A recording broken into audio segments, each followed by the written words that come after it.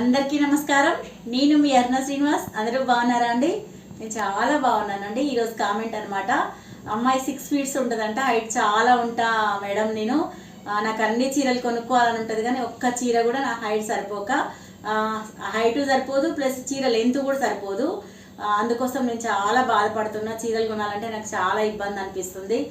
దాని గురించి ఏమైనా చిట్కా చెప్పమని కామెంట్లో అడిగిందండి. పాపం చాలా బాధపడుకుంటాను అడిగింది. నేను ఒక్కరి కామెంట్ కూడా గౌరవిస్తాను, ఎందుకంటే వాళ్ళ బాధ కూడా నా బాధగా తీసుకుంటా కాబట్టి సలహా అనేది నాకు తెలిసినంత వరకు నేను ఇస్తా అనమాట.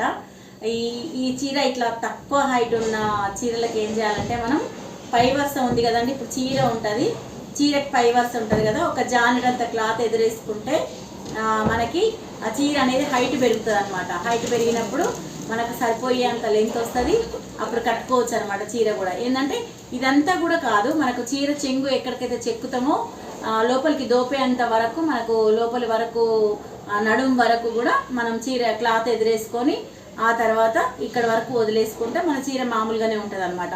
అట్లా తీసుకొని అట్లా సెట్ చేసుకోండి. మీరు సెట్ అయిపోతుంది, మంచిగా ఉంటుంది, మీ సమస్య సాల్వ్ అవుతుంది. ఆ చీర హైట్ అనేది పెరిగే వరకు మనకి ఈ లెంత్ కూడా మనకు పెరగకున్నా పర్వాలేదు, కానీ లెంత్ ఎక్కువ వచ్చే వరకు ఏంటంటే మనకు ఫ్రీ ఉంటుంది అనమాట సారీ అనేది. ఇట్లా హైట్ ఉన్న అమ్మాయిలు మాత్రం చీర ఇట్లా ప్రిల్స్ లాగా పెట్టకుండా వన్ సైడ్ లేయర్ వేసుకొని కట్టుకోవాలి చీర. అట్లా కట్టుకున్నప్పుడు ఏంటంటే మన కొంగు కూడా చిన్న సైజ్ తీసుకుంటే సరిపోతుంది అనమాట.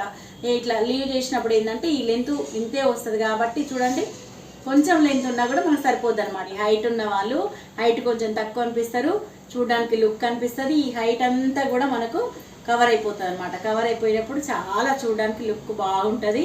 చీర లెంత్ కూడా తక్కువ పెట్టుకోవచ్చు అనమాట. అట్లా ఈ పైన ఎదురేసుకోండి, ఈ లెంత్ తగ్గించి పెట్టుకోండి, మీ సమస్య సాల్వ్ అయిపోతుంది. ఎలాంటి చీరలైనా కూడా మీరు కొనుక్కొని ఈజీగా కట్టుకోవచ్చు అనమాట. మీకు ఈ హైట్ ప్రాబ్లం అనేది ఉండదు, చీర సరిపోవట్లేదు అనేది ఉండదు. ఇది ఫాలో అయ్యి చూడండి, మీరు ప్రతి చీర వదిలిపెట్టకుండా ఇష్టం ఉన్న చీరలన్నీ కూడా వదలకుండా కట్టుకోగలుగుతారు అనమాట. అర్థమైంది కదండి? ఈ వీడియో నచ్చినట్టయితే లైక్ చేయండి, షేర్ చేయండి, సబ్స్క్రైబ్ చేయండి. కామెంట్లు మాత్రం తప్పకుండా పెట్టండి. మీ సమస్యలు ఎయ్యున్న కామెంట్ పెట్టండి. మీ సలహాలు ఏమన్నా కూడా కామెంట్లో పెట్టండి.